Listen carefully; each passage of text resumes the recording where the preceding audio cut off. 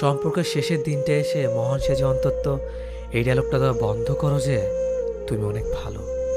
দেখে নিও, জীবন সঙ্গী হিসেবে আমার চেয়ে অধিক ভালো কাউকে পাবে। তার চেয়ে বরং এই প্রশ্নগুলোর যথাযথ উত্তর দাও। আমি জানি আমি ভালো, তুমি জানো আমি ভালো। আমি যখন এতই ভালো, তাহলে আমাকে ঠকালে কেন? মাঝপথে এসে আমাদের সম্পর্কের রীতি টানতে হচ্ছে কেন? কেনই বা তুমি এখন অন্যদিকে অন্যজনে আকৃষ্ট? এই যে প্রশ্ন শুনেই নিশ্চুপ হয়ে গেলে, আমি জানি এসব প্রশ্নের সঠিক উত্তর তুমি দিতে পারবে না। কারণ তুমি প্রশ্নের উত্তর দিতে শুরু করলে আর চতুর্থ শব্দটা হেরে যাবে। তোমার মেধাবী মস্তিষ্কের খিলুয়াজ আর কোনো কাজে আসবে না। জানো, তোমার মতো অসৎ মানুষের প্রশ্ন শোনার কান আছে ঠিকই, কিন্তু উত্তর দেওয়ার মতো যোগ্য হৃদয়টুকু নেই। শেষবারের মতো আমার চোখের দিকে চোখ মিলিয়ে তাকিয়ে দেখো, তুমি কতটা অযোগ্য আমার। যাকে বলেছিলে ভালোবাসি, তাকে ধরে রাখার ক্ষমতা তোমার নেই। আমি তো তোমার দেওয়া ভালো মানুষ শব্দের উপাধি নিয়ে বাসবো, আর তুমি যেতেও হেরে যাও এক মানুষ যার নামের সাথে প্রতারক শব্দটা আজীবন মিশে থাকবে। যে মানুষটা আপনার জন্য পাগল, হুট করে একদিন তার সব পাগলামও থেমে যাবে। আপনাকে ছাড়া এক মুহূর্ত থাকতে না পারা মানুষটা আপনি চলে গেলেই টুপ করে মরে যাবে না। একদিন ঠিক সেও একলা থাকা শিখে নেবে। পৃথিবীর মানুষগুলো হঠাৎ বদলায়, সাথে বদলে যায় কিছু অনুভূতি। আজ যে মানুষটাকে আপনি সস্তা ভেবে অবহেলা করছেন, একের পর এক ভালোবাসার প্রতিশ্রুতিগুলো ভেঙে দিয়ে মুখ লুকিয়ে হাসছেন। আপনার প্রতিটা যন্ত্রণা যাকে ঘুমাতে দেয় না, সে মানুষটা একদিন আপনাকে ভুলে যাবে, খুব নিষ্ঠুরভাবে ভুলে যাবে। সেদিন আপনি টের পাবেন একাকিত্ব মানুষকে ঠিক কতটা অসহায় করে দিতে পারে।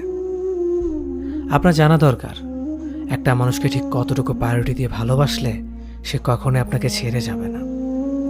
ঠিক তেমনি মানুষটা আপনার থেকে কি পরিমাণ অবহেলা পেলে দূরে সরে যাবে না। হিসেবটাও ঠিক বোঝা দরকার। সব কিছুতে একটা ব্যালেন্স রাখুন। যেখানে যতটুকু দরকার ঠিক ততটুকুই দিন। অবহেলা করতে করতে কোনো মানুষকে একদম অনুভূতিহীন পাথর বানিয়ে দিবেন না কখনো। মনে রাখবেন, পাথর কিন্তু কখনোই মানুষের মতো আচরণ করে না। আজ মানুষটা আপনার কাছে আছে বলে অবহেলা করে দূরে সরিয়ে দিতে চাইছেন। ট্রাস্ট মি, একদিন এই মানুষটাকে পাওয়ার জন্যই আপনি কাঁদবেন। পৃথিবীর সব কিছু বেইমানি করলেও সময় কখনো বেইমানি করে না।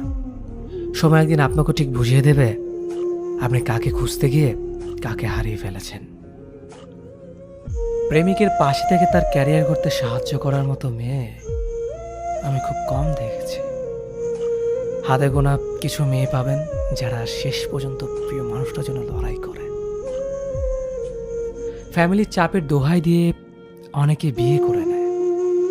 মানুষটাকে ছেড়ে চলে গিয়ে তার পৃথিবীটাকে পুরোপুরি অন্ধকার করে দিয়ে দিব্যি হাসি মুখে সংসার করা মেয়েদেরও দেখেছি। আবার এমন মেয়েও দেখেছি একদম জেদ করে বসে থেকে শেষ পর্যন্ত ফ্যামিলিকে মানিয়েছে, নিজের মানুষটাকে বারবার মনে সাহস দিয়েছে। ব্যাস একটুখানি সাহস। যাই হয়ে যাক না কেন, আমি তোমার পাশে আছি। দুজনে একসাথে ক্যারিয়ারও গোছাবো আর ফ্যামিলিকেও মানাবো। পাশের মানুষটা থেকে এতটুকু সাহস পেলে আর কোনো কিছুর প্রয়োজন আছে বলে মনে হয় না। অথচ এরকম হাতে কোনো খুব অল্প মানুষই আছে যারা কথা দিয়ে কথা রাখে।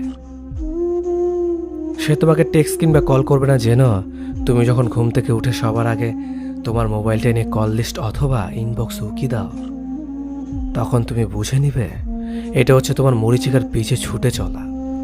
তোমার মোবাইলে কোনো কল কিংবা টেক্সটের নোটিফিকেশনের শব্দে অজানা কোনো এক শান্তির আশায় বুকটা যখন আটকে ওঠে, তখন তুমি বুঝে নিবে এটা হলো তোমার ভালোবাসার মানুষটার জন্য সারা জীবনের অপেক্ষার বহিঃপ্রকাশ। তোমার সবগুলো মোবাইল নাম্বার তার ব্লক লিস্টে থাকা সত্ত্বেও তুমি যখন অন্য কোনো নাম্বার থেকে কল দিয়ে ভালোবাসার ভিখারি হও, তখন তুমি বুঝে নিবে এটা হলো তাকে আরেকবার ফিরে পাওয়ার আকুতি। তোমার ফেসবুকের আইডি তার ব্লক লিস্টে যাওয়ার কারণে অন্য কোনো আইডি থেকে তাকে লুকিয়ে দেখে যখন বুক ফাটা দীর্ঘ শ্বাস ফেলো, তখন তুমি বুঝে নিবে এটা হচ্ছে ভালোবাসার এক অজানা তৃপ্তি। সে তোমাকে মনে রাখে না জেনেও যখন রাতের আধারে তার জন্য চোখের জলে বালিশ ভেজাও, তখন তুমি বুঝে নেবে এটা হলো তোমার গভীর ভালোবাসার নিশিত পুরস্কার। ভালো থাকুক পৃথিবীর এই অভাগা মানুষগুলো। সেই প্রাক্তনকে বলা কিছু কথা। এখনকার প্রেমের মধ্যে আসলে সেই প্রেমময় ব্যাপারটি নেই। এখনকার ভালোবাসা মানেই হলো ছেলে মেয়ে আইডি পাসওয়ার্ড নেবে, কোনো ছেলে মেয়ের পোস্টে রিয়েক্ট দিতে পারবে না, কোনো ছেলে মেয়ের ইনবক্সে কথা বলা যাবে না, কোথাও ঘুরতে যেতে পারবে না। আসলে ভালোবাসা মানে কি এখন বন্দিদশা? এখনকার ব্রেকআপগুলো হবার কারণও কিন্তু এসবে। এই যে এভাবে সব কাজে বাধা দেওয়া। মানুষ নামক জিনিসের মস্তিষ্ক বড্ড বেশি উত্তেজিত। এদের যে জিনিস করতে বেশি বাধা দিবেন এরা সেটাই করে বসে থাকবে। আর হ্যাঁ, প্রেমের মধ্যে এসব আসবেই বা কেন?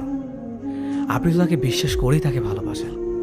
আসলে এই পাসওয়ার্ড, পোস্ট, রিয়েক্ট, ইনবক্সে কথা বলা, এসব নিয়ে কেন আপনাদের এত মাথা ব্যথা?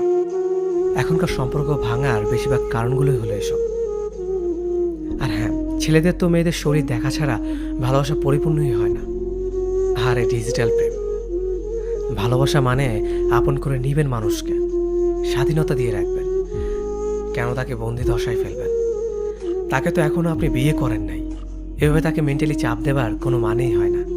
ভালোবাসবেন তাকে, ভালোবাসেন। ভালোবাসাকে এতটা কমপ্লিকেটেড বানাই ফেলবেন না। ছেলে মেয়ে দুজনকেই বললাম। হ্যাঁ, ব্যাপারগুলো প্রাক্তনকেও একজনকে বুঝিয়েছিলাম। হারিয়ে ফেলার পরে কেঁদে কি লাভ? থাকতে যদি আগলে রাখতে না পারো। যাকে অন্যের পাশে দেখতে কষ্ট হয় তাকে নিজের করে রাখতে জানতে হয়। তোমার যদি মনে হয় যে থাকার এমনিতেই থাকবে, যে ভালোবাসার সে অবহেলার পরেও ভালোবাসবে, তবে তুমি সম্পূর্ণই ভুল। রাখতে না জানলে কেউই থাকে না পাশে, আর ভালোবাসা না পেলে কেউ ভালোবাসে না, কারণ সবাই তোমারই মতো মানুষ। যত্ন না নিতে জানলে কোনো সম্পর্কই টিকে না, তা হোক রক্তের, হোক ভালোবাসা বা বন্ধুত্বের। তেমনিভাবে আগলে রাখতে না জানলে প্রিয়জনই বলো অথবা আপনজনই বলো, কেউই পাশে থাকে না। কাউকে আপন করে রাখতে হলে তাকে ভালোবাসতে হয়, সময় দিতে হয় আর যত্ন নিতে হয়। পৃথিবী লেনদেনের উপর নির্ভর করে চলে। কিছু পেতে হলে তোমারও কিছু দিতে হবে। যারা আমাদের অবহেলা করে আমরা তাদেরকে সবচেয়ে বেশি ভালোবাসি।